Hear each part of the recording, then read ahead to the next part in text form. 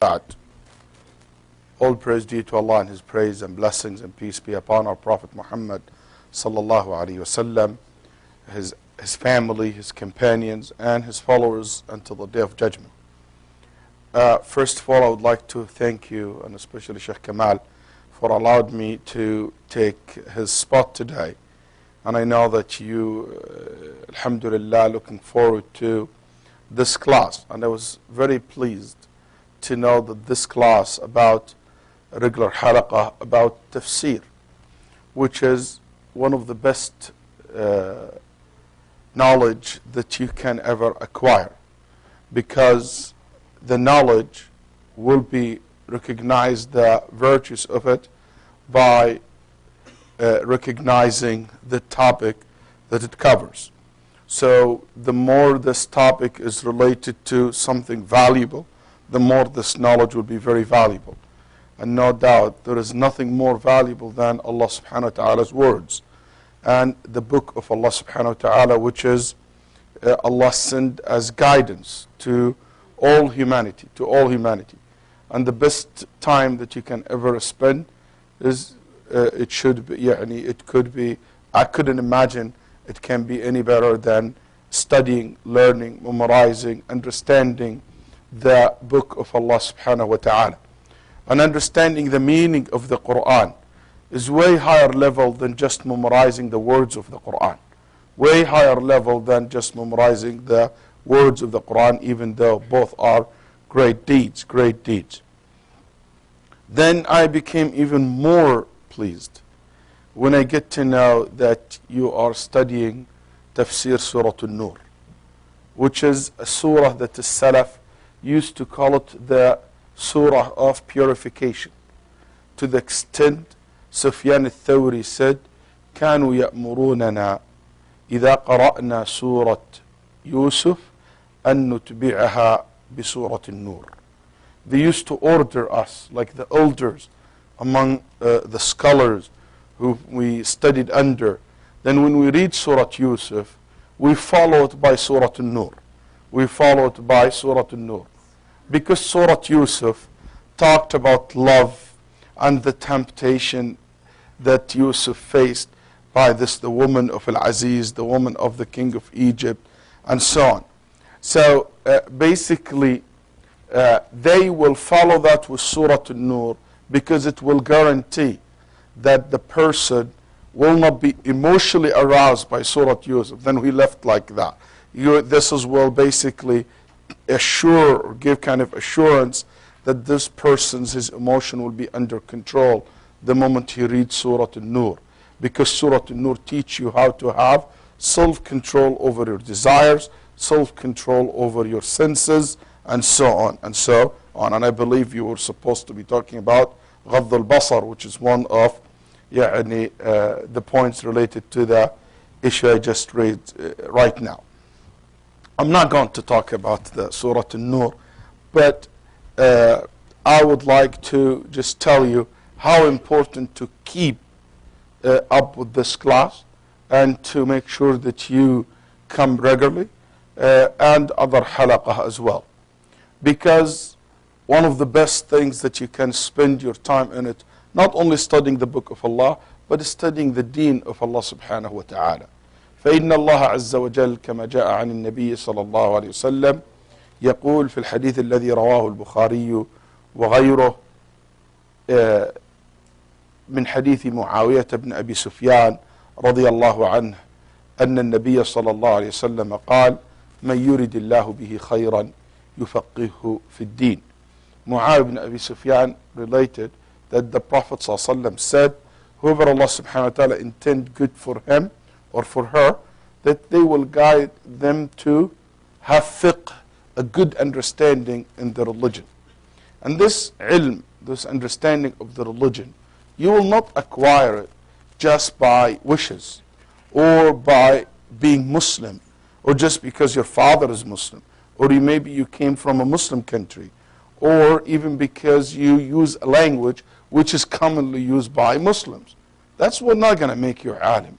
It's not going to make you alim. Even if you are the most righteous person, if you pray day and nights, and you fast every day almost in your life, this is not going to make you a scholar. It's not going to give you knowledge.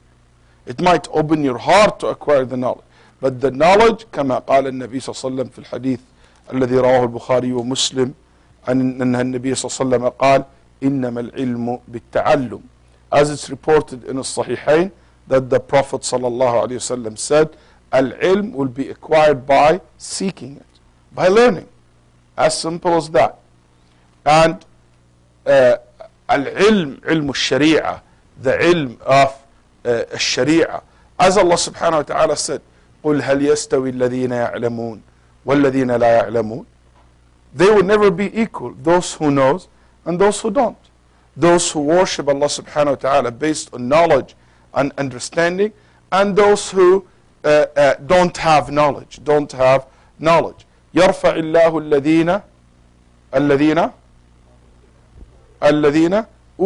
الذين آمنوا والذين أوتوا العلم درجات. Allah subhanahu wa ta'ala raised the level of the believers, and those who have knowledge, Allah subhanahu wa ta'ala will raise them darajat. So many other levels, higher than what? Than the previous one, higher than the previous ones, which is the believer, just the believer. But those who have knowledge, Allah subhanahu wa ta'ala raised them so high and raised their level so high in the Jannah, and in dunya as well, That's why العالم يبقى ذكره ويخلد ذكره. The person of knowledge, he will be always, or she will be always remembered, as if they are alive. لعمرك مرزية فقد شاة ولا بعير. He said, the problem or the true calamity is not by losing money or losing cattle that you own, but the real problem or the real catastrophe, أن تفقد عالم, that you lose a scholar. يكون بفقده موت كثير.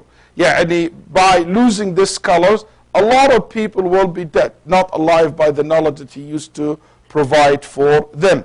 That's why ulama, their name, their legacy, remain after them, subhanallah, remain after them, as if they are alive. Anyone here has a relative who passed away?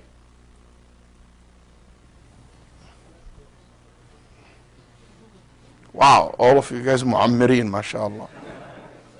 Anybody has a relative who passed away? Okay, of course anybody was. How many times that person's name comes up? Not so many. And the longer you go in life, the more you forget about that person, and his name will not be remembered. And 1-2 generations down, maybe he will not be even recognized. But this has never happened to Ahlul Ilm.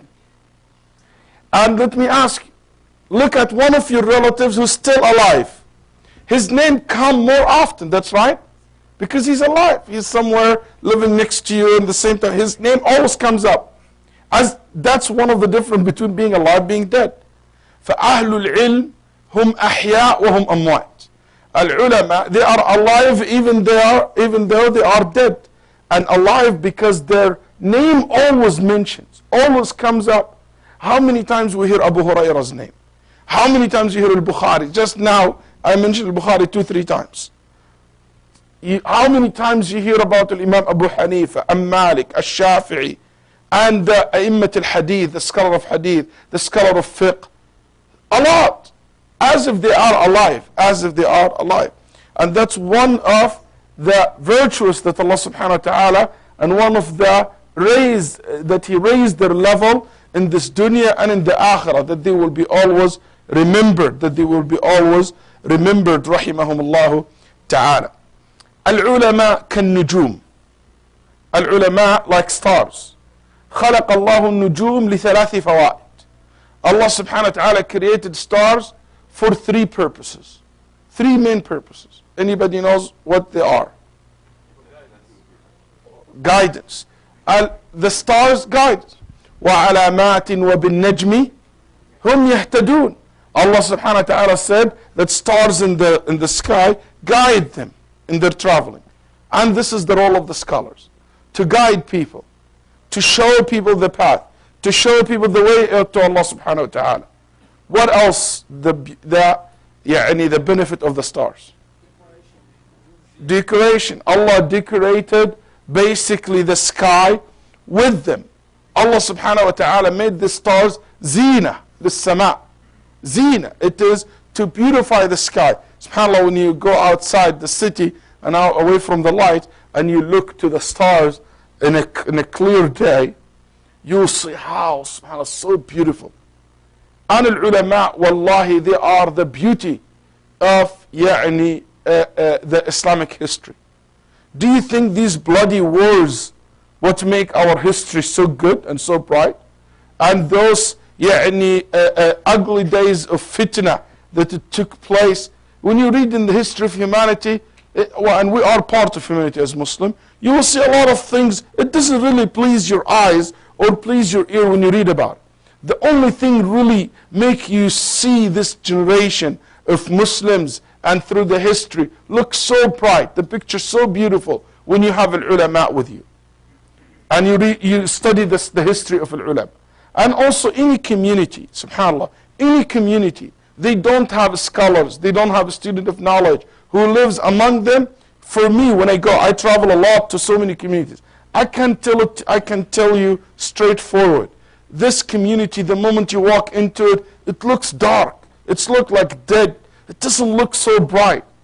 But when you walk to a masjid, when you have like not one or two or three, mashallah, scholars and student of knowledge, they are in the masjid, they are with the community. This community looks so good.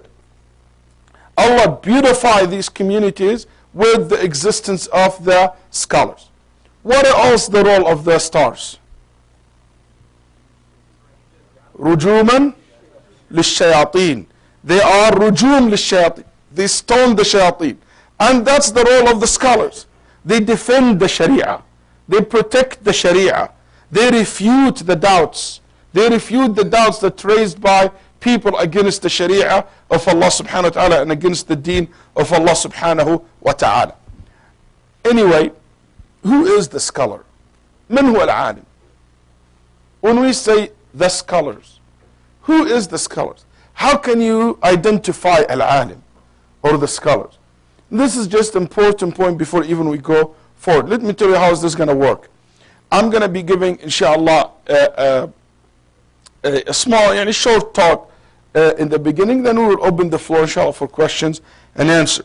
But before I go to the main theme of my speech today, which is things I learned from the life of the scholars, I would like to put just a few introductions, a few points to set the stage, as they say, or to lay some foundations and principles. Who is the scholar? Man al-alim. Who deserves this title? Is this title defined by age? Defined by race? Defined by which language this person speaks? Is it defined by your titles? Is it defined by what exactly? How would you define al-alim? Al-alim, ism fa'il, comes from the word al-ilm. And al-ilm is so wide, But you can classify al-ilm to two main categories. The first one, ilm al-sharia, the Islamic knowledge that related to the message that Allah subhanahu wa ta'ala revealed directly to Muhammad sallallahu alayhi wa sallam. And there is other type of knowledge which is not related to the religion, related to any other science field. That's why Nabi sallallahu alayhi wa sallam told the companions, Antum a'lamu bi umuri dunyakum.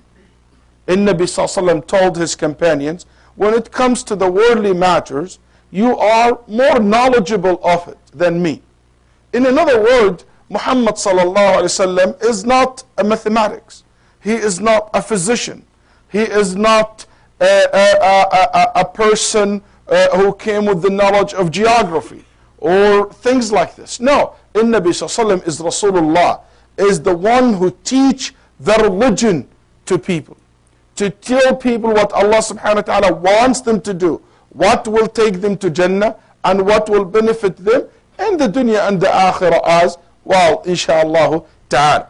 So the knowledge that we talk about here is not the knowledge of the worldly life, not because we underestimate the value of it. No, because that's not what I'm here to talk about. I'm not be the qualified person to speak about. But no doubt, even the scientists who are in other fields, their knowledge make them famous. Reward is a very rewarding position. But here to talk about the ulama, that they are specialized in Sharia. So the first thing to define this word, al-alim, so the one who knows the knowledge of the Sharia. Let's break this down a little bit into smaller pieces. What is the knowledge of Sharia? It is Al-Quran and As-Sunnah of the Prophet ﷺ. Okay?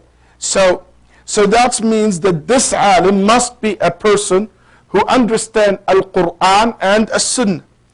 Is the word understand will be the best word to use?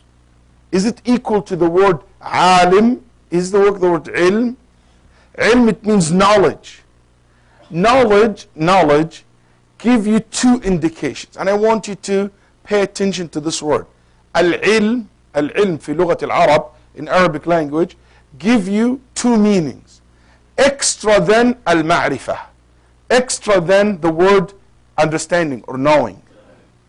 The word knowledge in Arabic language, any Arab person hear the word knowledge versus the word ilm versus the word ma'rifah, which is knowing things. I have the knowledge of it and I know this. In Arabic language, ilm and ma'rifah, there's a big difference between them. And one of the main difference comes in two things. Al-ilm ma'nah fih shay' min fih yaqeen, that you are certain about. You are certain about. And al-ilm ma'an iqtadi al-amal. Ilm, it means something that you understand very, very well, you're sure about it, and you are a person who practicing it. Practicing it. You practice upon this knowledge. That's why Allah never, ever in the Quran, neither Muhammad sallallahu alaihi wasallam ever told us, i'rifullah or ma'rifatullah. This word never exists.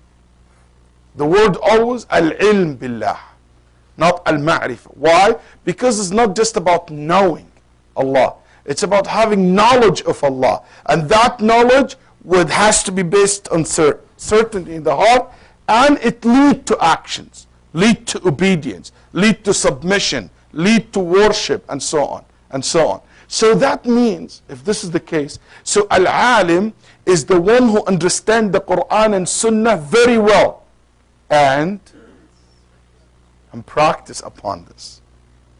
And practice upon this. That's why when Sufyan al-Thawri was asked, who is al-alim?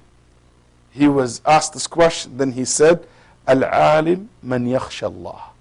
ثم قرأ إنما يخشى الله من عباده العلماء.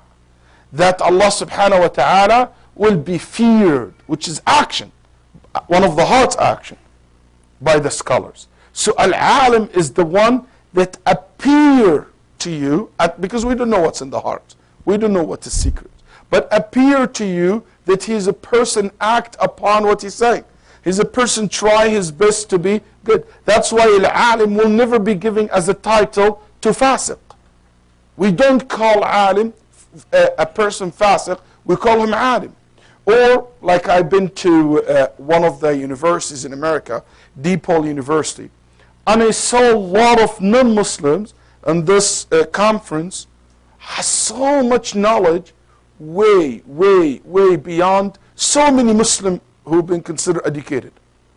They know, one of them, for example, read maybe Fath al-Bari that you see here, these 13 volumes, more than 1, 2, 3 times maybe. And he reads in the Islamic books, he will have library maybe bigger than this one. But is this alim? No. Because that ilm never led to action, to submission.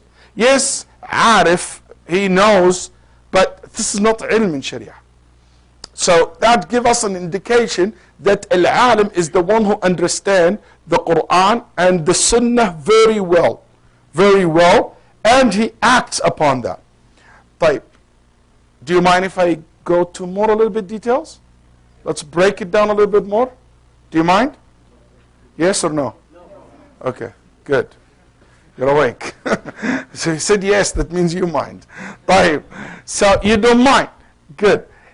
Understanding Al-Quran and Sunnah. How can you understand Al-Quran and Sunnah? That means you have to be a person who knows. Can you, I was going to say, can you guess? I said, can you Arabic? So that means that this person knows Arabic language. You don't need to be an Arab, but you have to be a person who knows Arabic language. Did you see the point here? So here it's not about race, it's about you have to be a person who knows the language. And you learn language in a way, in a level that allowed you to understand and to analyze the text. To analyze the text. So that's one thing. And Arabic language is not only grammar. It's way bigger than that. It's grammar, it's balagha, it's understanding vocabularies, the structure of the word, and so many other things as well.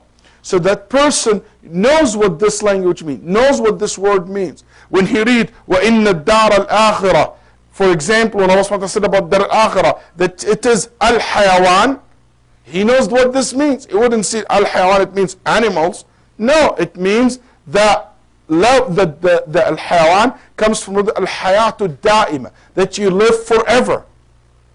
So somebody understand what the word means. Understand, for example, إِنَّمَا يَخْشَى اللَّهَ مِنْ عِبَادِهِ الْعُلَمَاء. He wouldn't understand this, that Allah fear the ulama. No, it means al-ulama fears Allah. So somebody understand the language. Also, isn't that means that this person can recognize what is authentic and what's not? So al-alim must be a person capable of knowing the difference between acceptable narrations and unacceptable one. So not a person, just he doesn't know anything in hadith. I remember once I had a discussion with a person that who used to pray with me Salat al-Isha every day. So he is a person who used to practice a certain practice in the Salat. And I told him that this hadith that you based your practice on is weak because it has so and so. And I start talking about the reasons behind the weakness of this hadith and why the ulama didn't accept it. So in the end of the day, after I spent like good 5-6 minutes talking to him, he told me, you exactly, I will never forget that. He said to me, you exactly, the way you talk to me, as if you're talking me to in French.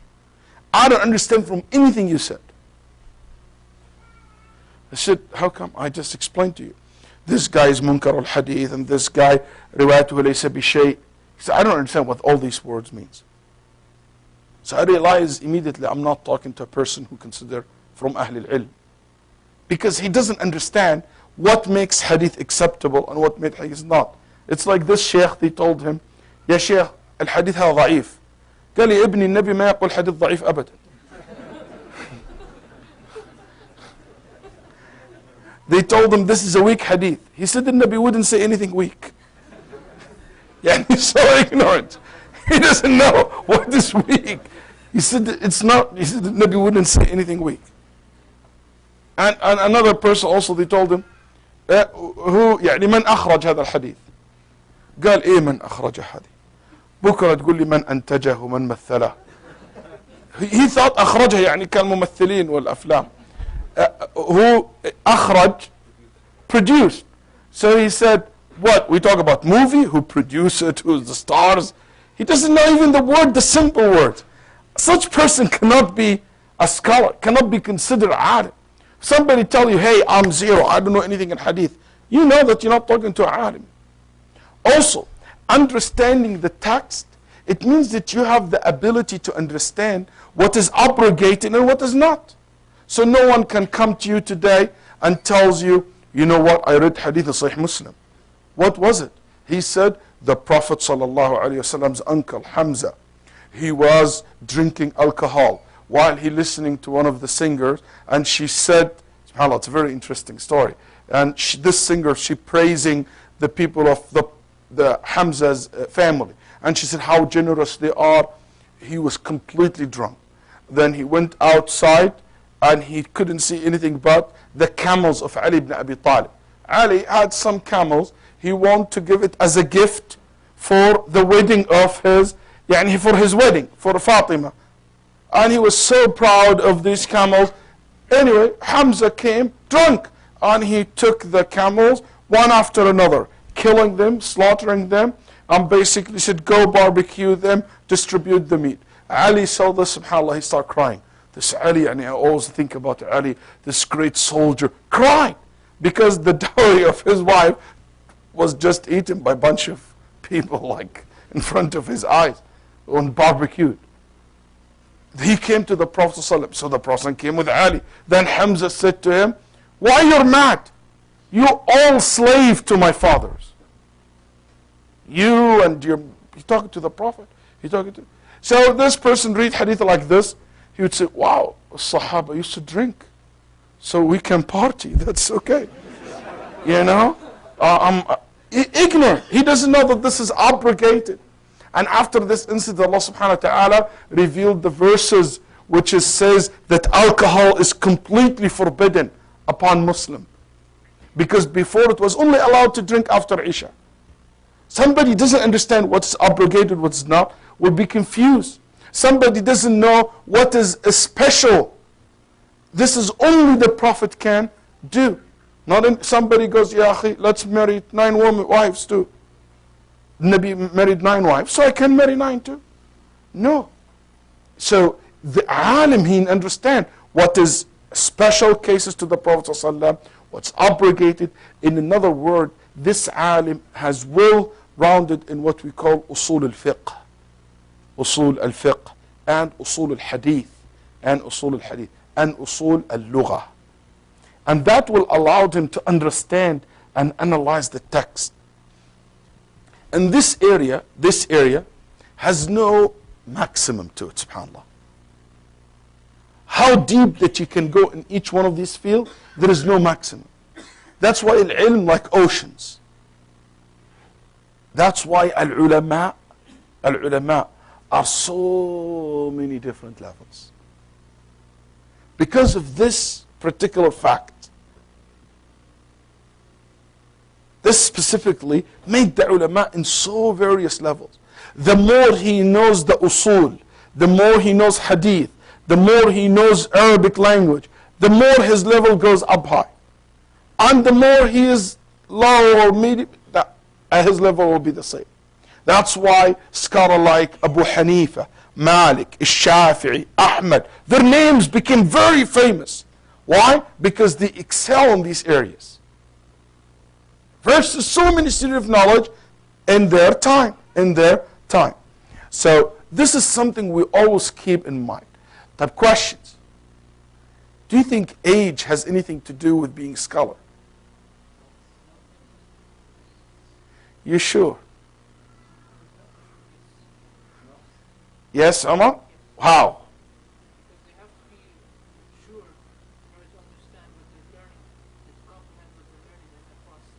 They are mature. They are 10 years old, 15 years old. They have to know without their responsibility. They have to understand responsibility. But like what age you can call it? There is any age group? Like what I thought Umar trying to say. It's the same concept. The more you are so deep and acquire so much knowledge in this area, the more higher level of knowledge you became. That's right. And the more you live, the more you spend time in learning, the more your level goes high. That's why ulama said, when it comes to issues contemporary, issues of ijtihad, issues related to the public, issue based in experience, you go to the elders. You go to the elders among the scholars. Because they acquire so much over the course of the years. So the age, whoever said yes or no, they are both correct. But definitely, you can be a scholar while you are so young. That's why you will see somebody like Ibn Abbas, a teenager, was seen in Mecca was seen in Mecca, while Abdul Rahman ibn Auf, one of the Ashara al-Mubashirin, one of the senior, one of the السابقين الأولين من المهاجرين, one of the earliest Muslims, one of the uncles, as we say. Okay? He's studying under Ibn Abbas, reading the Quran to Ibn Abbas, while Ibn Abbas listening to him. And you see young men like Mu'adh ibn Jabal radiallahu anhu arda. Mu'adh ibn Jabal became Muslim when he was what, 18 years old. And he died when he was 32 years old. That's the most generous age I can give him. Otherwise, so many said he died when he's 29 years old. Okay? Let's say 32 years old. Very young. And with this, the Nabi Sallallahu Alaihi Wasallam still told us about Mu'adh. هو أعلم أمتي بالحلال والحرام. He's the most knowledgeable person in halal and haram. And in this hadith al-Tirmidhi. And in hadith al-Imam Ahmad in al-Musnad, من حديث عمر ibn al-Khattab رضي الله عنه, which is authentic hadith. Also the Prophet ﷺ said, يأتي معاذ يقدم العلماء يوم القيامة برتوة حجر. That's why when al-ulama wrote his biography, they call him Imam al-ulama, the Imam of the scholars. The Prophet said, in the day of judgment, he comes ahead of every scholars. Ahead of every scholars. So age does not prevent the person from being scholar. But age is not enough. Being old does not make you automatically a sheikh. Not everyone grow a white beard, he became a sheikh. That's right. Not everyone wear a thobe or a shmar or a turban, he became a sheikh. Not every person who would, for example, get a title became a sheikh. Or he may be a sheikh, but not a scholar. I mean by sheikh in this sense, scholar. So the scholar can be only identified by what I just said, by the knowledge of the Sharia that they have, Also by their righteousness, as I said earlier. But if this has been said, it's important to keep reminding you about the level of the scholars. Because a lot of people expect all the scholars to be like one chunk, either, all of them the same. And that's not true. I have seen so many communities, they underestimate the role and the importance of the student of knowledge that they live among them. Because they're always thinking about Abu Hanifa kind of people to come to them. Or Shaykh. If he is not in the level of that Shaykh, he's not alim. That's not true. He might be alim, but his level is so low. He's a student of knowledge. He's still in the beginning of his way to that scholarly level, inshallah ta'ala. One thing also I would like to mention, or two things related to this. One, titles. A lot of people, they sometimes recognize people as alim, or they take this quality from them by the title that they take. Give you an example. One time one person told me, oh, anyone work for government, he's not sheikh. He's not scholar. كده brush them all together. Is this a way to recognize alim? No. Among the ulama al-ummah who work for governments, and among them who didn't. That's not how you identify he's alim or not. Somebody, for example, said, since he has this title, he became alim. That's not true also. You can be given the title for a political reason, not because of your ilm, and so forth. So remember that. Don't take that title from someone or to give it because of political reasons. Let politics outside this game. It's only based on the ilm, the amount of ilm, and, as I said, the practice of this person is fasiq or not. One more important point, which is the second point I mentioned earlier. I want to mention it before we go to the next part of our speech today. Yes, al-ulama are very important, have very high levels in our community, in our heart. The Muslim ummah need them tremendously. But it's a big mistake to think that they are the only one can make this ummah survive, or they are the only one that al ummah need them the most. No, there is a lot of other people play great roles in deen Allah subhanahu wa ta'ala, in supporting the deen Allah Azza wa Jal, even though if they're not qualified to take the title of scholars or not specialists in knowledge. But they are da'iyah. They are du'at ila Allah subhanahu wa ta'ala. They call people to the da'wah ila Allah subhanahu wa ta'ala. They are giving khutbatul jumu'ah. They're giving halaqas. They're giving speech. They maybe defend Islam. They may be debate on behalf of Islam. And they not necessarily that they need to be scholars. They don't need to be scholars. But they need to have knowledge of what they talk about. They need to have knowledge of the khutbah that they give. But I cannot wait until a scholar comes only to give the khutbah, or a scholar only to lead the prayer, or a scholar only to give da'wah to the youth, or a scholar is only to give a class or a halqah in the masjid.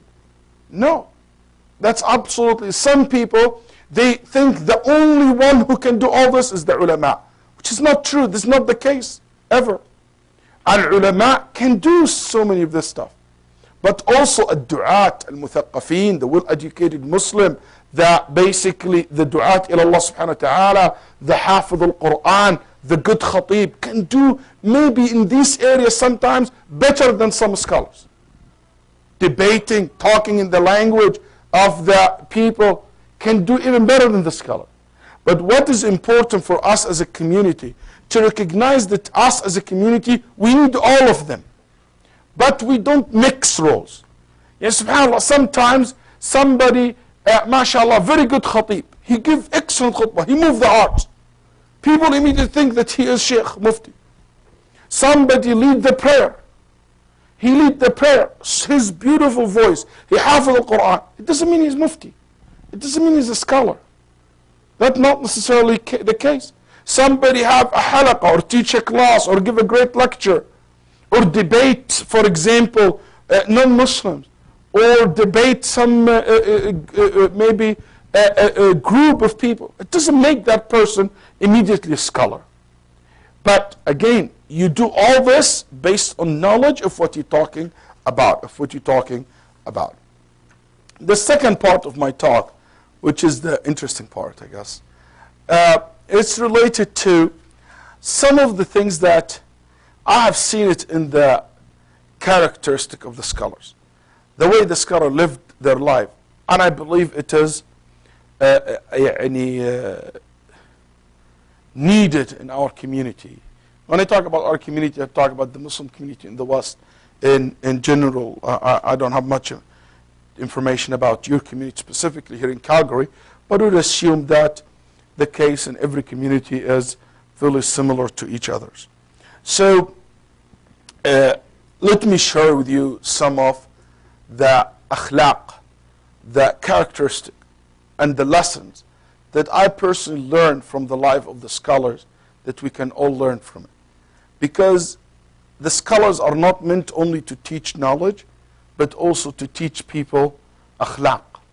And thus the true scholars, not every scholar can reach that level, but those who reach that level are the scholars that cannot be forgotten in the history.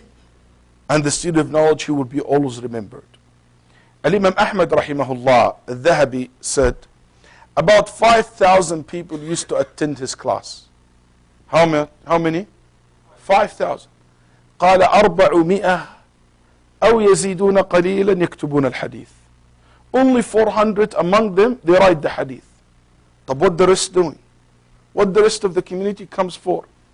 قال يتعلمون من هديه وخلقه وسمته. The rest of the people come to learn from his mannerism.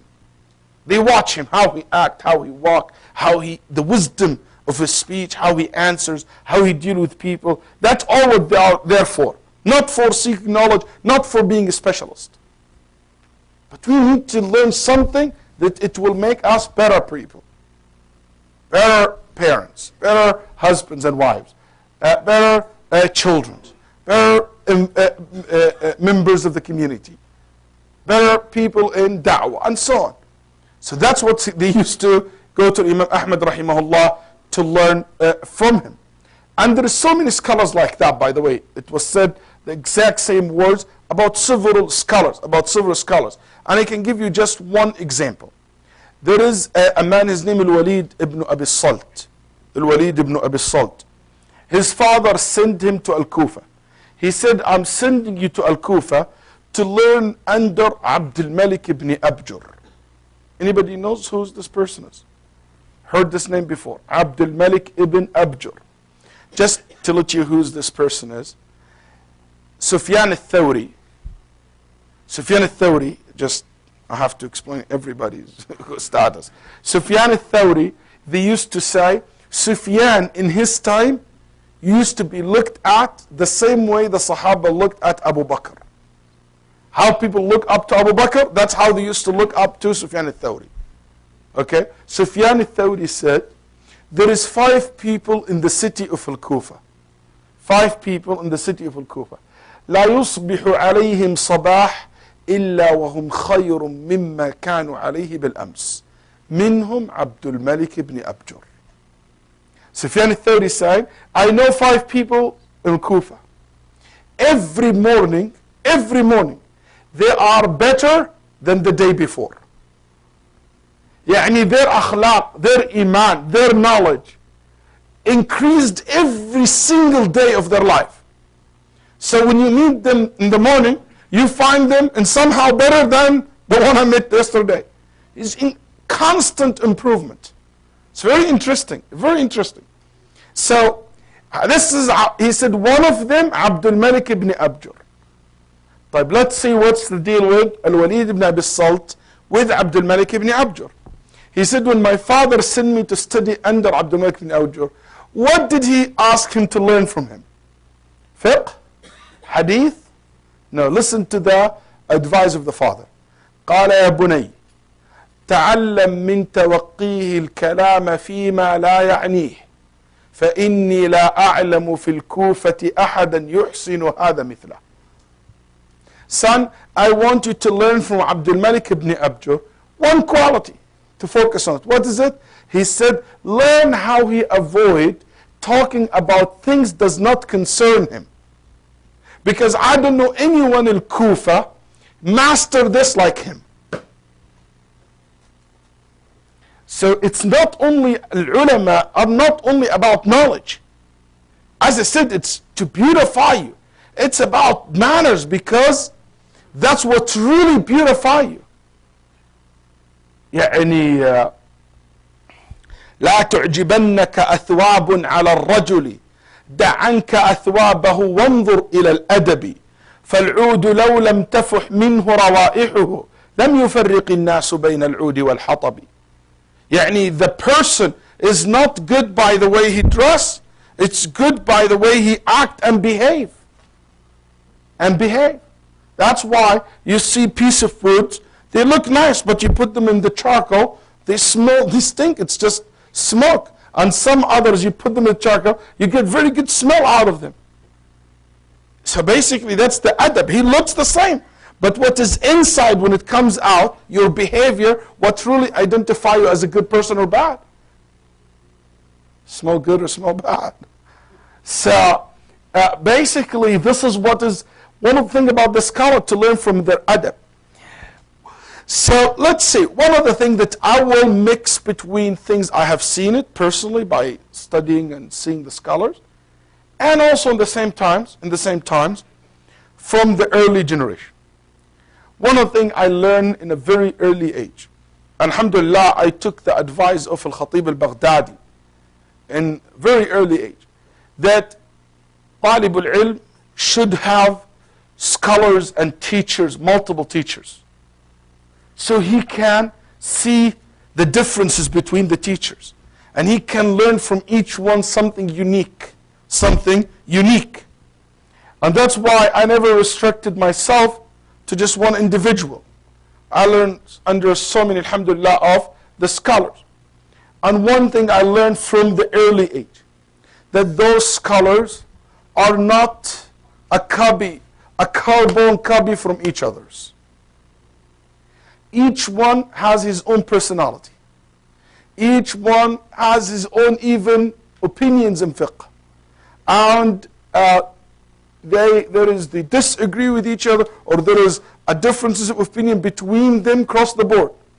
But in the same times, I have seen them very united, very respected to each other.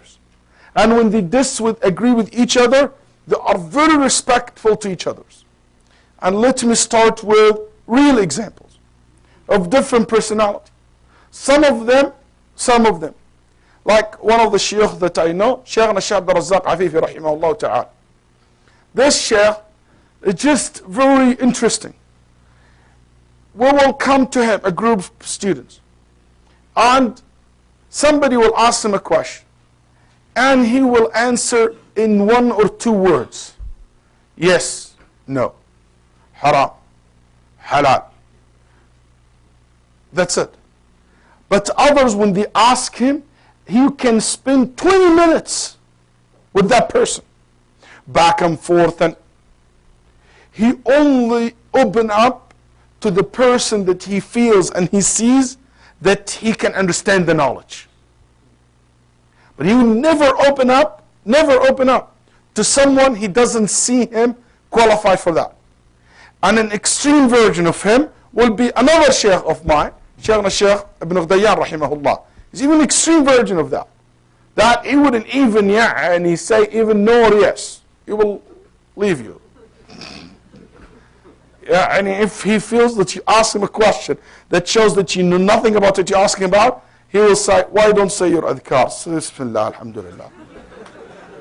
That's like you're asking about the ruling, and he will answer you this, which is, I don't think it was nice.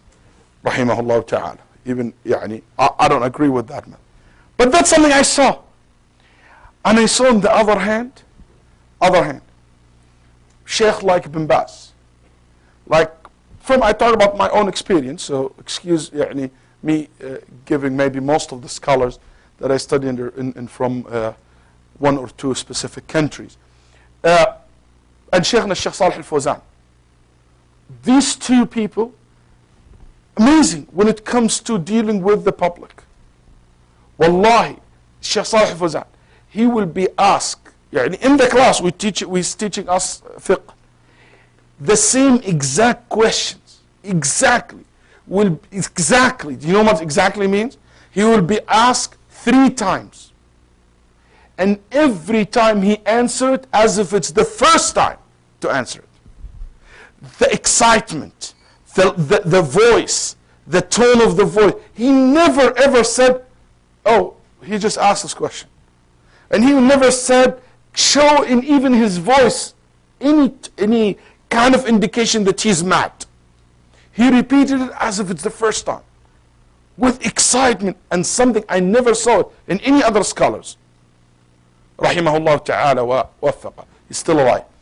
So this is completely different personality. Different personality. I saw, for example, one of the shuyukh.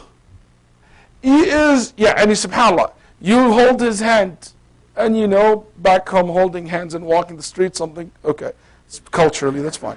So, you hold his hand, and you walk with him anywhere you want.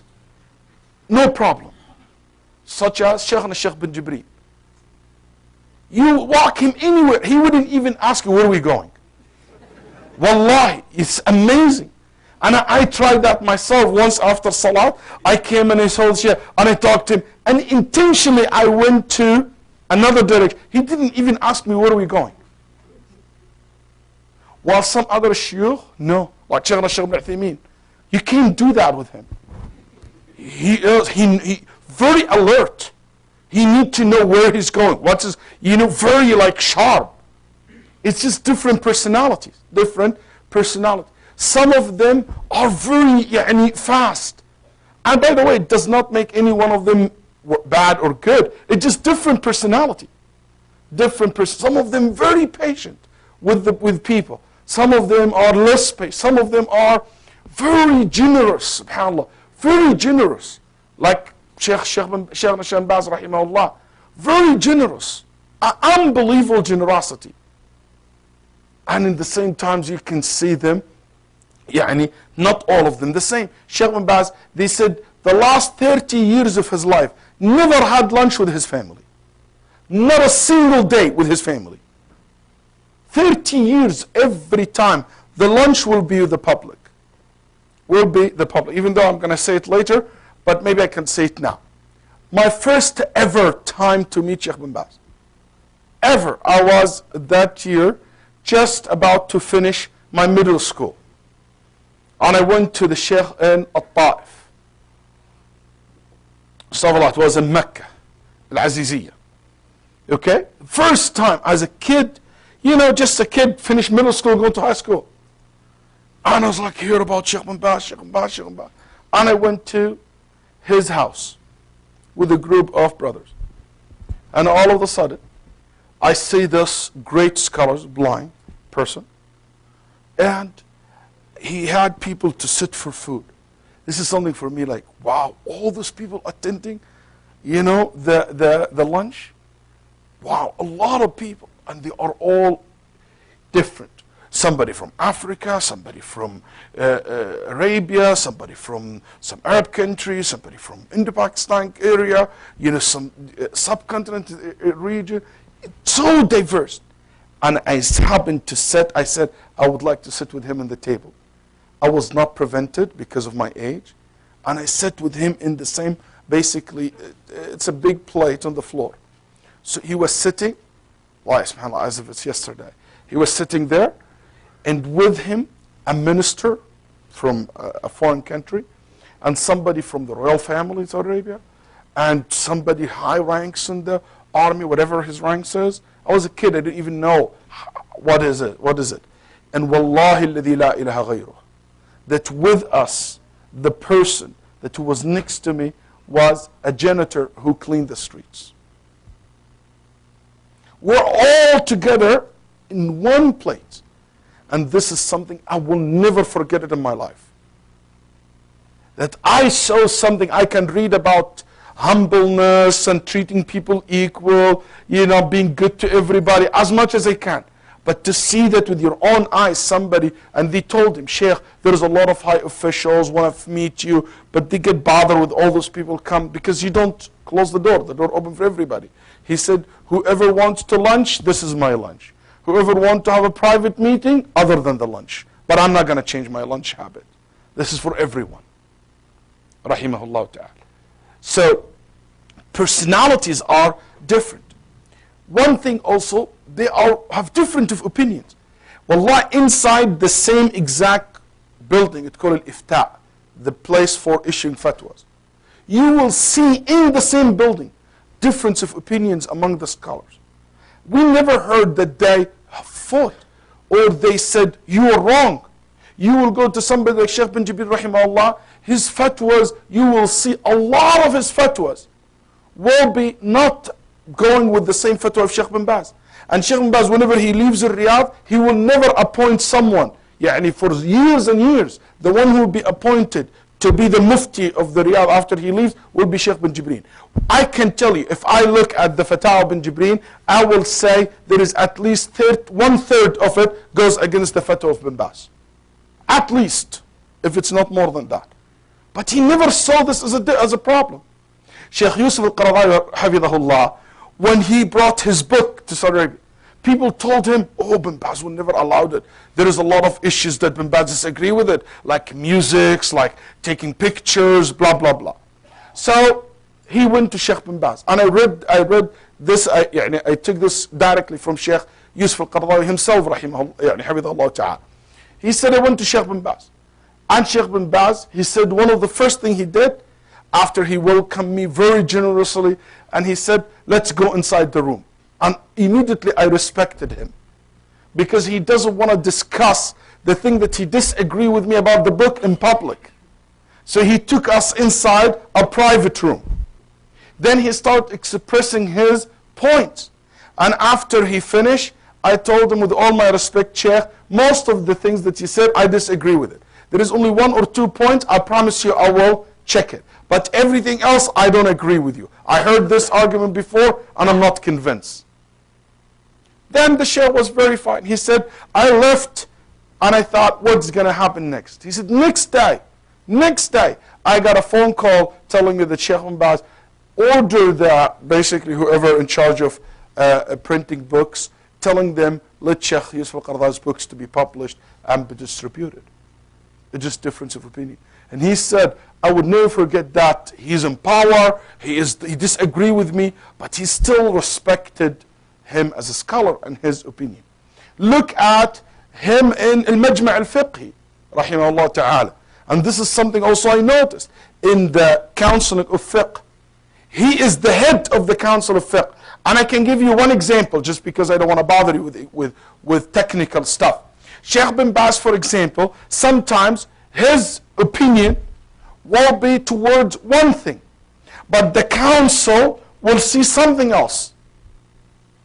He will let that opinion of those group of scholars to pass and to be accepted and to pass as a fatwa, and he will just refrain basically from signing with them, and he will disagree with them publicly with full respect.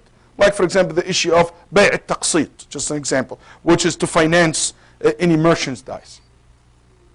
You will find this is a lot of things that they disagree with each other, but they taught us from a very early stage, an early time, that we have to learn as a community to know and to accept these differences of opinions.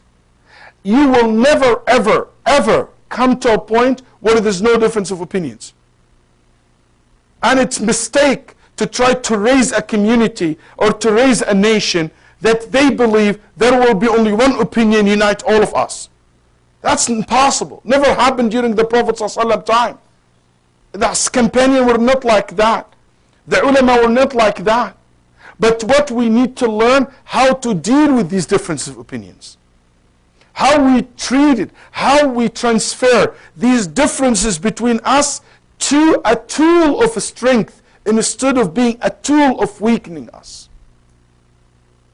Instead of these differences became a disadvantage, how can we transfer it to be an advantage for us?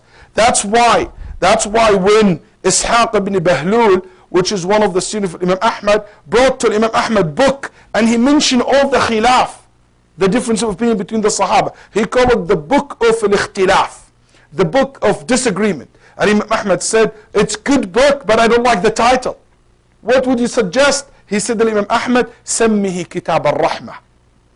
Call it the book of mercy. Call it the book of mercy. When Abu Ja'far al-Mansur told Malik ibn Anas, I will make everyone in the Muslim state or in the Muslim world at that time to follow al-Muwatta. He said, no, إن الناس سبقت إليهم أقاويل ورأوا أحاديث وجاءهم من العلم ما اعتقدوه وهم عليه شديد ما أردت أن يحمل الناس على رأي رجل واحد دعهم يسعهم ما وسع من كان قبلهم. And he gave a long advice to Imam Ja'far Mansur. Imam Malik said, no, don't force them to follow my book. Let them have these differences of opinion. Let these differences of opinion exist in the community. It's a healthy sign. It never was a weakness. He refused. And he said to Abu Ja'far, I don't allow you to do that. I don't allow you to do that. That's why Abu Sa'id,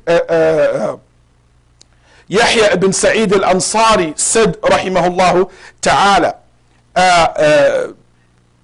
Ahlul ilmi ahlu tawsi'ah. The ulama always made it easy on people. They have different of opinions. Some have said halal and some of them haram. And those who said halal, they never criticize those who said haram. And those who said haram never criticize those who said halal. قال أهل توسعة ما عاب من حرم على من أحل ولا من أحل على من حرم. And you talking about people like Yahya ibn Sa'id al-Ansari, in one of the top of the tabi'een. And the examples are so many. And Umar ibn Abdul Aziz said, Wallahi ma wadidtu anna ashaba Muhammad makhtalafu. I never ever wished the Sahaba didn't disagree with each other.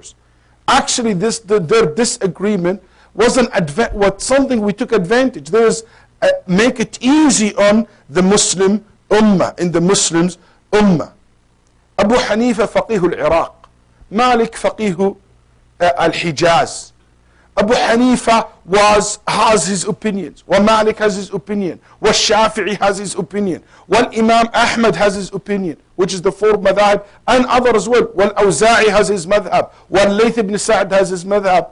And so many madhab exist in the Muslim ummah. And with this, yes, they care about knowledge, they taught the knowledge, they dedicate themselves to the knowledge, but also they taught their students that this knowledge will lead to maybe difference of opinion, but we have to respect that. And we have to, everybody follow what he believes, what she believes. It is the thing that more closer to Allah subhanahu wa ta'ala, that please Allah subhanahu wa ta'ala the most. And after that, you should stay in the same distance from everyone else. You don't point finger to others. Sometimes we think al-ilm, it means to eliminate other opinions exist in the field. Ya akhi, subhanallah. Abu Hanifa himself, as his student Abu Yusuf said, you know Abu Yusuf known, he said that everybody said Abu Yusuf disagree with 50% of what Abu Hanifa said. Abu Yusuf, the Hanafi. 50% of Abu Hanifa said he disagreed with it. Some ulama said that. He was asked, how come you claim that you are one of the students of Abu Hanifa and you disagree with almost half of what he said? He said, Ma aftaytu bi fatwa. I never said any opinion unless I know at one point of the time Abu Hanifa used to adopt this opinion and he left it for one reason or another. Yani Abu Hanifa himself disagreed with himself. Change his madhab. Ya akhi, look at any books of fiqh, just blind kida, without even without research, book in Shafi'i. You will find, they tell you, Al-Shafi'i in Al-Qadim said this and Al-Jadid said this. Book by Hanabila. There is something in the Hanabila madhab, I don't want to bother you with all the details, but there is something called Al-Riwayat, Wal-Wajh. There is something called Wajh fil madhab. There is more than one Wajh, and there is more than one Riwayah in Al-Madhab. Yani one more opinion, more than one way to understand the opinion of the Imam, and more than one opinion of the Imam himself, and there is more than one opinion of the students of the Imam. All these differences never ever led to fight, never led to hard feeling between people. That's why Yusuf al-Sadafi, he said, I never seen anybody like Shafi. Once I debated him, and the debate was hot. In the night he came and he held my hand and he said, Ya Abu Musa, I hope that our disagreement in the morning will not let us go to bed while we feel that we are brothers. قال أرجو أن لا يكون اختلافنا يعني هذا اليوم سبب في أن يذهب بعضنا إلى عن بعض أو يتفرق بعضنا عن بعض ولسنا بإخوان. This attitude is something you see it clearly in the scholar. والذين جاءوا من بعدهم يقولون ربنا اغفر لنا ولإخواننا الذين سبقونا بالإيمان ولا تجعل في قلوبنا غلا للذين آمنوا ربنا إنك رؤوف رحيم. Also, one of the things that I learned from the scholars rahimahumullah ta'ala, that they care so much about ilm, about knowledge. No matter how high level of knowledge that they achieve, subhanAllah. They never give up on knowledge. And so many times, Shaykh bin Baz, he is in his 80s, and he would still say, I will research this more. So many times. All the ulama I have seen, they always say that. They want to learn more. You go visit him, he's reading. Somebody reading on him a book, reviewing something. Never ever get bored. Because every time they learn, they improve themselves. Do you know Shafi'i reviewed Al-Risala 50 times? He said, Al-Muzani, 50 times I read it with the Shafi'i. Every time I read it with him, he fixed something, he adds something. So after 50 times, he said a very interesting statement, Shafi'i. قال بعد 50 مرة قال أبى الله الكمال إلا لكتابه فأصبحت مثل. He said, Allah subhanahu wa ta'ala want to make a point that there is no perfect book except his book. Okay. One thing I learned also in the scholars, very interesting, which is an extension of the way I read the life of the scholars. Let's talk about myself. Yeah, I got it. طيب العلماء always try to be sitting in a middle kind of position when it comes to the community and being a bridge builders between the community and government and people in power. They always try to play that middle, basically, role to make that balance in the Muslims community, in the Muslim community. And you see this clearly, subhanAllah, in the scholars in the past. So many ulama in the past, they never accept maybe governmental roles, but they never were upper position. Yani Imam Ahmad was not part of the government, but he was not a rebel. Malik, Shafi'i, Abu Hanifa, all of them. SubhanAllah, they play a role to bring the balance in the community, to bring balance in the community. And I think so many times they were accused for being rebels or being with the government because these two areas, two groups, they live with the mentality, if you're not with me, you are against me. You're against me. That's why they always accused to be in one of the sides. Both sides accused them that they were with the government, or the other people said they are with the upper position. But in reality, they lived in the middle path. And I thought this is very unique. They're very unique. And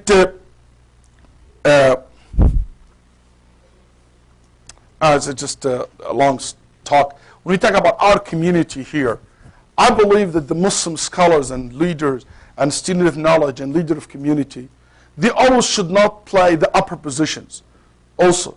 So many times when we deal with government or anything related to government, so many Muslims, they just this mentality of being the mu'arada. They always love to play that role. I'm the upper position. I'm always like the watchdog, the tough guy, you know. It's very weird. This is the personality. This is the attitude. And I think this is not a very good attitude that the whole community adopt or to be seen this way. The anti-things. You know, you see sometimes any anti-government kida notion, you feel ready to join it. And I think this is because a lot of people maybe carry that from back home. Anyway, one thing I notice about the scholars also, I'm bringing things I think is not commonly addressed. I notice scholars always try to make the religion easy. Versus a lot of young du'at. They make it sometimes so complicated to enter Jannah or to survive. Wallahi, al-ulama are very interesting, are very easy when it comes to how to survive. And they make it sounds like very easy thing to achieve. I never ever in my life heard a alim try to complicate things for people. He always say, this is what you can do, alhamdulillah, that's good. Inshallah, try your best to do the best next time. You never make it, you have to when you... This is actually the way the Prophet ﷺ. Look at how the Prophet ﷺ used to make... A man came to him and said, Ya Rasulullah. He said what? He said, I came from the desert. And I just want to let you know. I heard that you're Rasul and I believe in that. I heard that you say Allah is the only one and I believe in that. And I'm going to worship Allah subhanahu wa ta'ala. I'm going to pray only 5 times a day. And I'm going to fast the month of Ramadan. And I'm going to basically give the zakat. And if I can, I'll perform Hajj. But let you know, I will never add anything to it. No extra things. قَالْ لَا أَتَطَوَّعْ وَلَا أَزِيدْ. Did the Prophet ﷺ said to him, no, you have, when he broke the whole 9 yards, you know? No, he said, أَفْلَحَ وَاللَّهِ إِن صَدَقْ. He entered Jannah. قال يدخل الجنة إن صدق في رواية مسلم. He didn't make it complicated at all. Aisha said, Ya Rasulullah, what do you think of Ibn Jad'an? كان رجل في الجاهلية يطعم الطعام ويطري الضيفان. هل ينفعه من ذلك شيء? This Ibn Jad'an used to be very generous, used to do this and that. So would he be among the people of Jannah? She said, no. Then what struck me the next, he said, لأنه ما قال يوما قط اللهم اغفر لي خطيئتي يوم الدين. Because he never said, oh Allah, forgive me my sin when I meet you in the day of judgment. So, in another word, he made the najat, he made the way to enter Jannah. If he would say this, he would go to Jannah. He sounded very simple. He doesn't to sound the religion very complicated, any very complicated thing. And this is very, very important lessons. Very important lessons. Sometimes we try to close the door as if we're gonna hurt if somebody go to Jannah. Sometimes people said, somebody came and he said, you know, he followed us. I said, that's fine. How can you, why you don't tell him that? You know, I said, Habibi, if he goes to Jannah, I will be, and he's not going to take my spot. May Allah subhanahu wa ta'ala forgive them. One of the ulama once, subhanallah, I told him, Shaykh so-and-so said, that interest are halal, and banks and stuff like that, which is something we all disagree with it, me and the person that I told him. But his response struck me. He said, you know, Waleed, sometimes Allah subhanahu wa ta'ala Allah subhanahu wa ta'ala will find excuse for people so he can excuse them with it in the day of judgment. Those people who involve in so much riba in so many places in the world, maybe this fatwa, wrong fatwa from that scholar, Allah maybe use this as a reason to prevent them from being punished for consuming riba. What struck me, the way he think, what he's looking forward to save people from the hellfire. And that's the attitude of Rasulullah. They are Rasulullah. This hypocrites did this and this and that. Ya Rasulullah, id'u alayhi bil-shar, id'u alayhi bil-halak. في الحديث في البخاري ومسلم من حديث عتبان ibn Malik. Then the Prophet ﷺ said, didn't he say La ilaha illallah? من شهد أن لا إله إلا الله وأني رسول الله لم تطعمه النار. He will not enter hellfire. He tried to make it easy to sound easy to survive. And that's something I have seen so clear in the attitude of the scholar. وَلَقَدْ يَسَّرْنَا الْقُرْآنَ لِلذِّكْرِ فَهَلْ مِن مُدَّكِرٍ بَشِّرًا وَلَا تُنَفِّرًا يَسِّرًا وَلَا تُعَسِّرًا. That's the teaching of Muhammad ﷺ. And that's something we need to learn from the scholars. And I think this is comes from the mercy that they have in their heart. And Allah taught us very great lessons in the story of Ibrahim. When Ibrahim alayhi salam said in Surah Al-Baqarah, وَارْزُقْ أَهْلَهُ مِنَ الثَّمَرَاتِ مَنْ آمَنَ مِنْهُمْ بِاللَّهِ وَالْيَوْمِ الْآخِرِ قال ومن كفر. يا سلام. قال ابن عباس احتكر إبراهيم الرزق لمن آمن بالله فأبى الله عليه إلا أن يوسعه حتى لمن كفر. رحمة من Allah subhanahu wa ta'ala. Ibrahim, when he said, oh Allah, give provisions to those who believe in Allah and the day of judgment. Allah said, and those who don't believe. Ibn Abbas said, Allah add them to tell Ibrahim that my provisions is for everyone. أخلق الخلق وأرزقهم. I created them and I'm going to provide for them. Even if they are kuffar, But they will see their punishment. متعهم قليلا ثم اضطروا. الشافعي رحمه الله كان يقول بئس الزاد إلى المعاد الاعتداء على العباد. One of the worst things that you can think it's going to make you survive in the day of judgment, to be bad to others, to make things hard on others, to be harsh against others. So that's one thing I really appreciate in my experience with the scholars, and I think we're done with the time. But let me share you one of my first early experiences with Shaykh ibn Uthaymeen rahimahullah. I was in high school at that time, and I met the Shaykh in Haram. Mecca at that time did not do that development of the Haram. It was I don't know if anybody been to Haram like in the 80s. okay, basically they used to have a black line كده in the haram. Man, if you touch that thing, it will, in the summer, it will burn you for the rest of your life.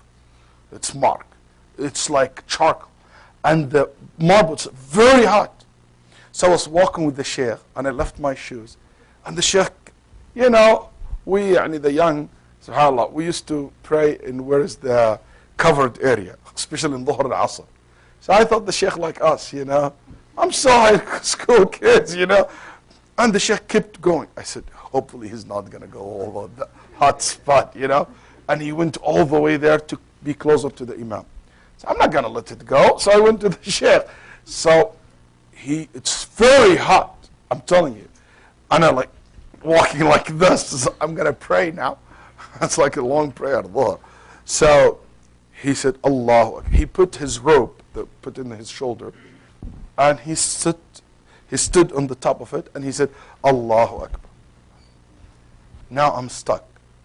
I cannot step on his rope because it's shame. It's very expensive. It's, you know, or it's not expensive. But it's rope, you know.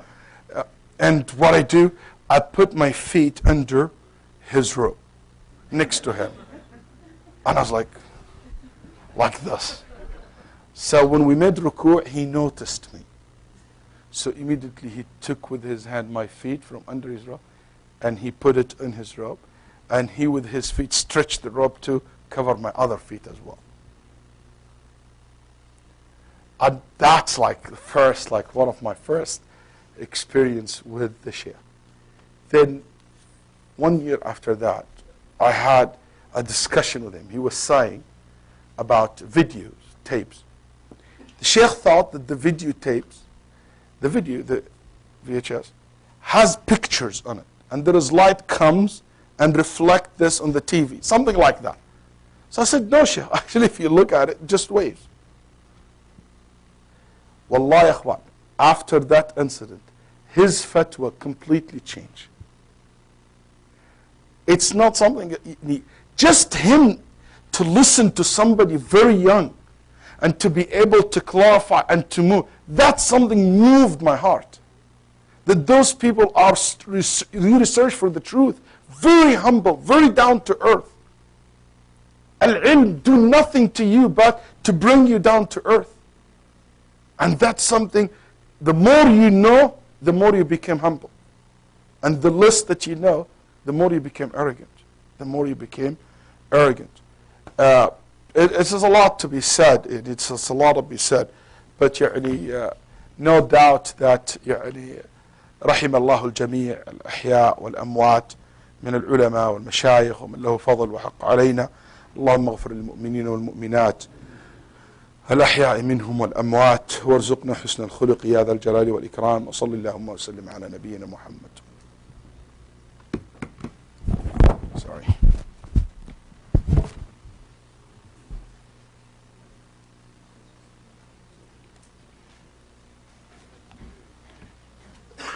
نصلي.